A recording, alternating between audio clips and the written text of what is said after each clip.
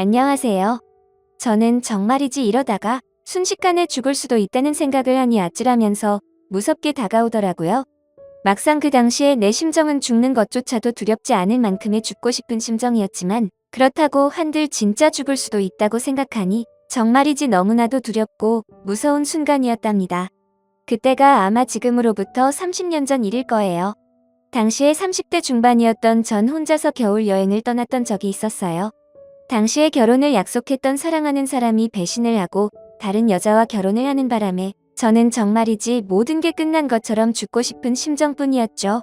하지만 누구 좋으라고 여기서 인생을 끝내야 하는 건지 배신한 그놈에게 나중에 복수하는 한이 있더라도 지금 당장은 어쨌든 살아가야 했고 이미 떠난 사람을 잊어야만 했기에 옛 감정들을 모두 정리할 돌파구가 제겐 필요했답니다. 아무것도 할 수 없을 것만 같고 하늘이 무너져 내린 것만 같았던 제가 당시에 무작정 여행을 떠나게 된 것이었죠. 말이 좋아 여행이지 죽지 못해 떠났던 아주 쓰디쓴 여행이라 여겨지네요. 10년이라는 연애가 물거품이 돼버린 채 그놈은 다른 여자와 결혼을 하고 나를 배신했던 그놈을 잊기 위해 저는 겨울 여행을 그렇게 떠났네요. 도시에서만 살던 제가 시골로 여행을 가는 게 솔직히 당시에는 지금보다 쉽지 않았어요. 길도 잘 모르고 어디가 어딘지 정말 갈피를 잡을 수 없었으니까요. 요즘이야 뭐 검색도 가능한 스마트폰도 있고 내비게이션이 안내하는 대로 차를 타고 이동할 수 있다지만 진짜 당시만 해도 그런 것조차 하나 없으니 딸랑 지도 하나 보고 가던가 지나가는 행인에게 물어보고 가야 하는 게 현실이었으니까요. 아무튼 그렇게 전 여행을 떠났었고 도시에서 벗어나 어딘지도 모르는 시골로 접어들었답니다. 버스를 타고 걷고 걸으니 주위엔 정막이 감돌았고 시골집들과 축사가 군데군데 보이더라고요. 이렇게 정처 없이 도시에서 떠날 시골로 접어드니 소똥 냄새가 가득한 게 정말이지 여긴 도시가 아닌 시골이구나 싶었습니다. 그런데 저쪽에 길게 뻗은 강이 보이더라고요. 그 강이 당시에는 어찌나 아름답던지 자연 안에서 흐르는 강을 보니까 그래도 조금은 지쳤던 몸과 마음이 풀리는 느낌이었습니다. 저는 강줄기를 따라 걷기 시작했어요. 강원도 북쪽 산골이라 그런지 만년설처럼 주위엔 소복히 눈이 쌓인 하얀 산들이 보였고 강줄기는 길게 뻗어 있으니 그 길을 걷는 것만으로도 정말 힐링이 많이 됐죠. 정말이지 기분이 상쾌했어요. 제 안에 있던 모든 절망감과 상실감 그리고 스트레스 좌절 등 이런 복잡한 감정들의 모든 기분을 한순간 송두리째 날려버린 만큼 아름다운 자연의 모습이었죠. 저는 크게 숨을 들이키며 강길을 계속 걷고 있었는데 그때 저 멀리 사람들이 강 위에 떠 있는 것 같은 신기한 모습들이 보이더군요. 저는 어떻게 저럴 수가 있나 싶어 좀 더 걸으며 자세히 봤는데 보니까 저쪽 호수에는 강이 아직도 꽁꽁 얼어 있어서 강 위에서 사람들 몇 명이 얼음 낚시를 하고 있었답니다. 아무래도 일교차가 심한 강원도의 날씨라 3월 초지만 여긴 아직 겨울이 완전히 지나간 게 아닌 것 같았죠. 그래서 강이 아직도 얼어 있는 만큼 얼음 낚시를 할 수 있던 것 같았습니다. 뭐 많지 않았지만 몇몇 사람들이 군데군데 얼음 낚시를 즐기고 있더라고요. 저는 좀 더 자세히 보기 위해 겁도 없이 얼어있는 강 위로 발걸음을 옮겼어요. 몇 걸음을 옮겼을까요? 그런데 그때 얼음 낚시를 하던 아저씨 한 명이 저보고 놀란 듯 그쪽으로 걸어오면 위험하다고 하지 뭐예요. 저는 그 말을 듣고 너무나 놀라서 어떻게 해야 하나 막 갈팡질팡하게 되었는데 그때였어요. 제가 걸어올 때만 해도 멀쩡하게만 보였던 얼어붙은 강이 갑자기 제 발밑에서 쩍하고 갈라지는 느낌을 받았답니다. 한 발자국 더 움직였다간 금세라도 얼음이 와르르 깨질 것만 같았죠. 저는 순간 너무 놀라서 몸이 얼어붙어 버렸고 소리를 지르며 도와달라고 말을 했답니다.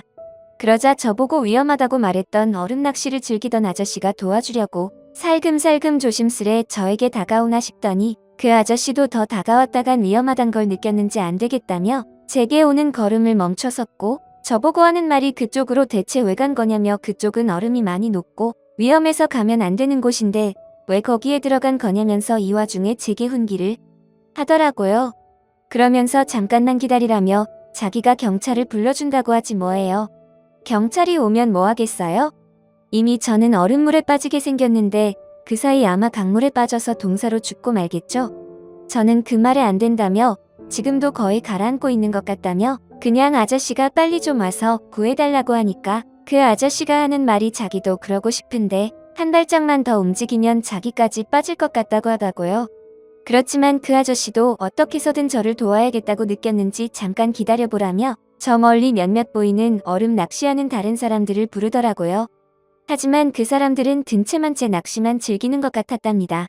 그때 갑자기 그 아저씨가 뭔가 아차 싶다는 듯 자기가 이럴 때가 아니라며 낚시 장비 있는 곳까지 얼음이 깨질지 모르니 자기도 이만 낚싯대 들고 철수를 해야겠다고 하지 뭐예요.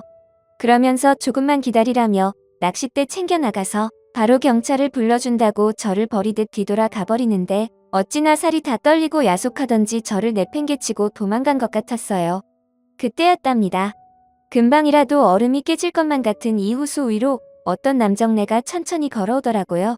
당시에 완전히 패닉 상태여서 얼굴은 제대로 못 봤지만 아무튼 건장해 보이는 남정네가 제가 있는 곳으로 우회하듯 돌아 천천히 오면서 제게 소리를 지르며 정신 똑바로 차리고 아래를 보면서 얼음이 덜 녹은 곳으로 천천히 나오라고 하는데 저는 발이 움직이지 않았어요. 그러자 그 남정네는 더욱더 소리를 지르며 지금 안 움직이면 빠져 죽는다며 빨리 한 걸음이라도 떼보라고 하더라고요. 그래서 용기를 내어 한 걸음 움직였는데 다행히도 얼음은 깨지지 않았답니다. 저는 천천히 그 남정네가 말한 대로 한 걸음 호수 바깥쪽으로 발을 옮겼고 드디어 세 발자국 정도만 움직이면 호수 바깥으로 빠져나갈 수 있었어요. 그래서 다시 발을 떼고 움직였는데 그 순간 갑자기 제가 딛고 있던 얼어붙은 호수에 얼음들이 와드득하고 깨져버렸고 급기야 저는 발 한 짝이 차디찬 호수에 빠짐과 동시에 금세 목까지 풍덩 온몸이 잠기고 말았답니다. 그런데 그 순간을 놓치지 않고서 그 남정네는 건져 올리듯 저를 바로 구해주었어요. 저는 순간 기절을 하고 말았죠. 춥고 멍하지만 주위의 사람들의 목소리가 들리는 것 같았어요. 빨리 인공호흡을 하라는 소리 같았죠. 누군가 추위에 떨고 있는 제게 큰 점퍼를 덮어주었고 다른 누군가 또 인공호흡을 한 것 같은데 거기서 또다시 완전히 정신을 잃고 말았답니다. 그렇게 시간은 흐르고 깨어보니 어느 집 안이었어요. 부뚜막에서 연기가 솔솔 피어나는 어느 시골집 같은 느낌이었죠. 시골 할머니 댁에 온 것 마냥 방바닥이 정말 따뜻했고 두툼한 겨울이불이 저를 포근히 감싸고 있었답니다. 다행히 저는 살은 것 같았어요. 몸을 일으켜 밖으로 나와보니까 그 집 마당엔 아직 녹지 않은 흰 눈이 소복히도 쌓여 있었죠. 그때였어요. 어떤 남정네가 저보고 일어났냐며 죽을 뻔한 거 간신히 살려냈다면서 은인인 줄 알라고 말하더라고요. 그제서야 조금씩 기억이 났고 저 남정네가 나를 구해준 사람이란 걸 알게 됐답니다. 얼굴을 자세히 보니 며칠 수염을 안 잘랐는지 얼굴에는 덥수룩하게 수염이 나 있었고 몸은 마치 임꺽정처럼 정말 건장하더라고요. 나이는 얼핏 보아하니 한 50살 정도 된 것 같은데 뭐 이런 데서 혼자 살다 보면 더 들어 보일 수 있으니 그것도 확실하진 않았답니다. 그 순간 자꾸만 뭔가 허전하면서도 뭔가 잘못된 것 같다는 생각이 드는 거예요.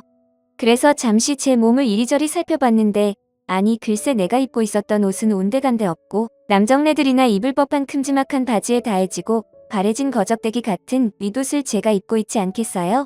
저는 순간 놀라 제가 입던 옷은 어디 가고 이 옷들은 대체 뭐냐고 물어보니 그 옷 호수에 빠져서 말리고 있는 중이라며 되레 저보고 옷 갈아입히느라고 죽는 줄 알았다고 하더라고요. 아니 그럼 뭐야? 내가 기절한 사이 옷을 갈아입혔다는 건지 뭔가 기분이 찜찜하고 이상하고 불쾌했죠. 그래서 저는 언성을 높이며 아저씨가 뭔데 왜 생판 모르는 남의 옷을 갈아입히냐고 따지듯 말하니 그럼 얼어 죽으라고 놔두냐며 엄동설 안에 간신히 물에 빠져 죽을 뻔한 거 살려냈더니 지금 보따리 내놓으라는 거냐면서 살짝 언짢은 듯 언성을 높이지 뭐예요. 그렇게 말하니 좀 당황스럽고 무서워서 한 걸음 물러나 아무 말도 못하고 있으니 그 아저씨는 제게 어차피 인공호흡도 한마당에 옷 갈아입히는 것쯤이야 어떠냐고 말하는데 저는 그 말을 듣는 순간 어지러질한 게 다시 기절할 것만 같았답니다. 저렇게 우락부락하고 수염이 가득한 남정네에게 인공호흡을 받았다니 정말이지 충격 그 자체였어요. 안 되겠다며 어쩌라고 하면서 이제 가겠다고 하니까 지금 시간이 몇 시인데 가냐며 차도 다 끊겼고 지금 나가면 시골이라 깜깜하다고 말하지 뭐예요. 그 말을 들으니 또 막상 여기서 나갈 수도 없는 노릇이고 그냥 내일 아침까지 있기로 했답니다. 그렇게 이곳에 갇히듯 있는데 얼마 뒤 이 남정네가 죽을 쏘았더라고요. 그 모습을 보니 아까와는 다르게 왜 이렇게 자상해 보이던지 뭔가 이 남정네를 보는 제 시선이 확 달라지는 기분이었어요. 저는 그 남정네가 쏘어준 죽을 먹으면서 저를 배신하고 떠난 그 자식을 생각하니 화도 나고 기분이 우울해서 또다시 울음이 나더라고요. 그래서 저도 모르게 죽을 먹으면서 펑펑 울었답니다. 그랬더니 이 남정네가 아무 말 없이 손수건을 전해주지 뭐예요. 그 손수건을 받아들고 제 뺨에 흐르는 눈물을 닦았답니다. 그렇게 눈물을 닦고 있는데 뭔가 냄새가 나는 거예요. 이상하다 싶어서 남정네가 전해준 손수건을 자세히 보니 이건 손수건이 아니라 글쎄 발수건 같았어요. 때가 꼬질꼬질 정말 지저분했거든요. 아무튼 갑자기 술이 땡겨서 술 없냐며 술 좀 마셔야겠다고 하니까 남정네가 그럼 기다리라고 하면서 술상까지 봐오더라고요. 그렇게 한 잔 두 잔 먹고 있는데 남정네는 제가 마시는 걸 쳐다만 보지 뭐예요. 그래서 제가 이 남정네에게 왜 그쪽은 안 드시냐고 말하며 술 안 좋아하시냐고 물어보니 그게 아니라 자기가 술 마시고 취하면 어떻게 될 줄 알고 그러냐며 술은 그냥 저 혼자 마시라고 하지 뭐예요. 그 말을 들으니 이 남정네 제법 남자 같더라고요. 저는 뭔지 모를 용기가 생긴 건지 아니면 이 남정네를 완전히 신뢰를 하게 된 건지 이 남정네에게 대뜸 괜찮다면서 그러지 말고 그냥 술 친구하자며 같이 술을 마시게 됐답니다. 한 잔 두 잔 따라 마시던 도중 저는 취했고 필름이 끊긴 것 같았어요. 아침에 일어나 보니 남정네는 온데간데 없고 저만 혼자 큰 겨울이불 덮고서 잠을 잤더라고요. 기지개를 펴고 마당으로 나와보니 남정네가 한 손에 큰 장닭을 들고서 저보고 대뜸 닭 잡았다며 백숙 해줄 테니까 이거 먹고 가라고 하지 뭐예요. 그 말을 들으니 왜 이렇게 또 다정해 보이던지 행동은 백정 같고 임꺽정 같은데 뭔지 모르게 또 자상한 모습이 보이더라고요. 남자한테 배신당해서 다른 남자는 못 만날 것 같았지만 솔직히 저 남정네가 호감이 가는 남자로 보였어요. 그 이후로 어떻게 됐냐고요? 그냥 그 집에서 더 머물러도 되냐고 살며시 물어보니 남정네는 저보고 일만 하면 괜찮다면서 그렇게 그 집 일을 거들어주며 일주일을 더 보냈죠. 남들 눈이 무섭긴 했지만 그 남정네는 마치 자연인처럼 시골 중에서도 인적이 드문 산골에서 혼자 집 짓고 사는 사람이라 마을 사람들과의 교류도 적었답니다. 그러고 보니 그 남정네 완전 자연인 그 자체였던 것 같아요. 드디어 일주일의 시간이 끝났고 저도 마음의 정리가 거의 다 되었답니다. 마치 이 남정네 집에서 몸과 마음을 힐링하며 나를 돌아보는 계기가 된 것 같았어요. 그렇게 이 남정네에게 인사를 하고 나오려고 하는데 일주일이라는 짧다면 짧은 시간 동안 어느새 내가 저 남정네를 사랑하게 된 건지 저도 모르게 짐 챙기고 떠나려던 도중 와락 안고 말았죠. 그랬더니 남정네가 무안했는지 차 시간 늦겠다며 빨리 움직이라고 하지 뭐예요. 그 말이 왜 이렇게 야속하면서 서운하게 들리던지 들고 있던 짐들을 다시 내려놓고 남정네에게 다가가 그만. 그 후 그렇게 그 남정네와 제대로 작별을 했답니다. 그 남정네는 한 번의 이혼이 있었고 아픔이 있었다고 해요. 제가 그 남정네랑 뭐 더 잘해볼 수도 있었겠지만 우리의 인연은 딱 거기까지였던 것 같네요. 저는 그 남정네와 시간을 보낸 뒤 여기로 다시 또 오겠다고 했지만 도시로 돌아와서는 도시 생활에 바쁜 나머지 그 남정네를 잊고 살았거든요. 지금은 저 또한 결혼해서 애 낳고 잘 살고 있지만서도 그 남정네는 세월이 흐른 만큼 이젠 할아버지가 다 되셨겠네요. 나중에 우연이라도 죽기 전에 꼭 한번 보고 싶은 마음이 든답니다. 제게 있어 정말 은인이었던 남정네였으니까요. 이번 사연은 여기까지입니다. 감사합니다.